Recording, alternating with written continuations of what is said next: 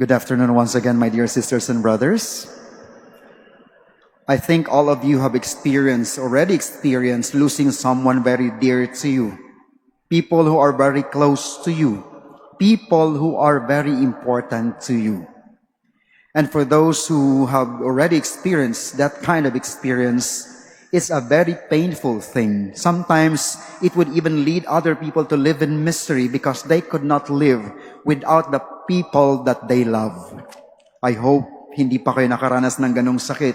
But if you do, and if you did, I hope that today you will be able to see what Jesus did to the woman, to the widow who was experiencing despair from losing a son. My dear sisters and brothers, in the time of Jesus, in his context, when you are a widow, you are already a loser. You will be feeling desperate already because once you will be losing your husband, you will lose the chance of financial support. Secondly, once you lose your husband, many opportunities to earn, to live well, will be gone, especially if your husband is not actually rich. And today, what made the life of this widow in the gospel more miserable was that the only treasure left behind, an only son, also died.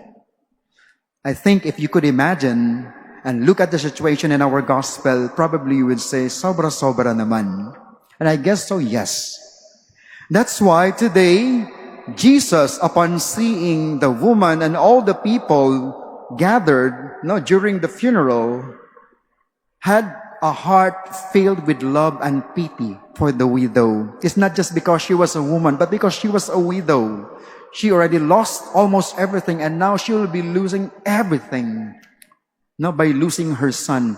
That's why there was an encounter between the widow and Jesus, and the encounter actually made Jesus use all his power to be able to bring a smile to the widow who was very desperate. That's why, my dear sisters and brothers, if you feel desperate today, look at the example of the gospel. Why?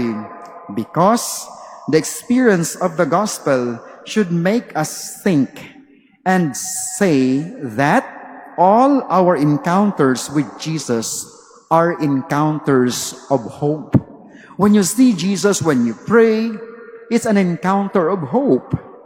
That's why in your moments of despair, may we always seek to meet him who gives hope. When you are here today, while you are listening and attending the Eucharistic celebration, I hope that you will find this day and this chance to see hope that is there. Nagsisimba tayo because we hope that something good is about to happen. But that hope must only see the hope that is founded in Jesus. Why do we need to hope? First of all, because Jesus, when he carried the cross, his suffering did not only end in Calvary. Diba? And the suffering of Jesus did not only end on the cross. Because while he was crucified and died eventually, he actually resurrected. Hope did not end because he was sent to the tomb. But hope rose again because there was resurrection. So my dear sisters and brothers, today, whatever you are experiencing today, you may have lost your jobs, you may not have been promoted, you may have prayed for something but was not given immediately. I hope that you will be able to see Jesus as your only hope. We need to hope because Jesus would always tell us that when you seek him, he will always listen to our prayers. But how do we become a source of hope? Because although we say that God is a source of hope, Jesus is our only hope. Saint Paul would say also in the first reading, in his letter to the Corinthians, that although we are one body, there are different parts.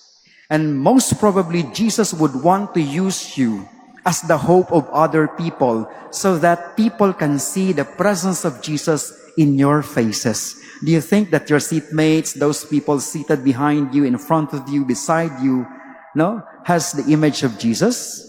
No? Pakitingnan nga po yung katabi natin. Look at them. Does this person bear the face of Jesus? You must be able to bear that face because St. Paul is telling us today that your faces must allow others to see the face of Jesus. You must become the hand of Jesus to those who need your hand. You must become the head, no? You must become any part to the person who is in need of your presence. Because the hope that Jesus is giving us is actually being imparted into us, as Saint Paul would say. You may be one body, but we have different parts that function as one. And when we start to care for each other, then hope arises for those who have lost it.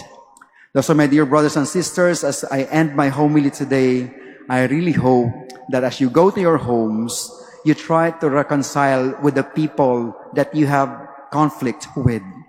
You try to reconcile with yourselves, especially when you say that I don't feel anymore that something good is going to happen. I hope that you reconcile with yourselves and in the end tell yourselves, today I acknowledge that Jesus is in me and Jesus is with me. That's why I will hope despite the misery that I am experiencing today. Please stand.